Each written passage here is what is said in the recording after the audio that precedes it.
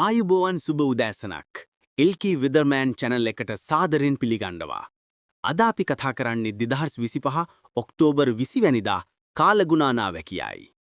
වැස්ස එපා වෙලා තියෙන්නේ දැන් නම්. එහෙම කියලා හිතෙනව නේද? අපේ channel එක බලන ඔයාලා ඉස්සරහට වහින දවස් ඇඟිලි ගැන බලන් ඉන්න කාලයක් ඉස්සරහට උදා වේවි. ඒක රහසක්. තව දියක්. ඔන්න හෙටනම් පොඩි වෙලාවකට ඇඳුම් ටික වේල ගන්න අවුප්පා එනවා. හරි. අපි බලමු කාලගුණ තත්ත්වය.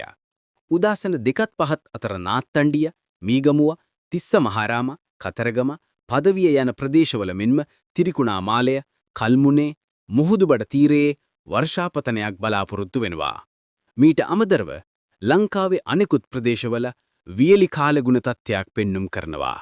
උදෑසන 5-8 අතර කාලයේ මුළු ලංකාවෙටම වියලි කාලගුණ තත්ත්වයක් පෙන්눔 කරන අතර උදෑසන 11 පමණ වන විට ගාල්ල, අහංගම, මෙන්ම කල්මුනේ, තිරිකුණා මලය, යාපනයේ ප්‍රදේශවල වර්ෂාව ආරම්භ වන ලකුණු පෙන්눔 කරනවා. දහවල් 2 පමණ වන විට තත්ත්වය සම්පූර්ණයෙන්ම වෙනස් වන අතර ගාල්ල, මාතර ප්‍රදේශවල වර්ෂාව තීව්‍ර වේ. මීට අමතරව හැටන්, නාවලපිටිය, දියතලාව, පුත්තලම සහ වවුනියාව සහ යාපන යන ප්‍රදේශවලද වර්ෂාව තීව්‍ර වන ලකුණු පෙන්눔 කරනවා.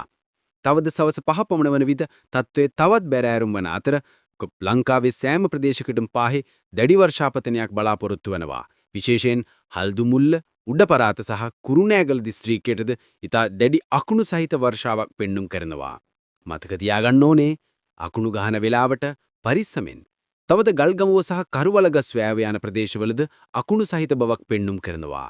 රාත්‍රී 8 පමණ වන විට ගාල්ල, මාතර, හම්බන්තොට, අම්බලන්ගොඩ, කොළඹ, මීගමුව සහ දබුල් යන ප්‍රදේශවල වර්ෂාව තීව්‍ර වන ලකුණු පෙන්눔 කරනවා. රාත්‍රී 11 පමණ වන විට වර්ෂාව අඩු මට්ටමක් පෙන්눔 කළද ගාල්ල, මාතර, අම්බලන්ගොඩ, කොළඹ, මීගමුව යන මුහුදුබඩ ප්‍රදේශවලට වර්ෂාව පවතින බව පෙන්눔 කරනවා. කොච්චර වැස්සත් නානකාමරවල භාවිතා වෙන්නේ නල ජලය බව නොරහසකි නේද? සමහර රටවල්වල වැසි ජලය එකතු කර පිරිසුදු කර පානීය ජල බෝතල් පවා නිෂ්පාදනය කරනවා.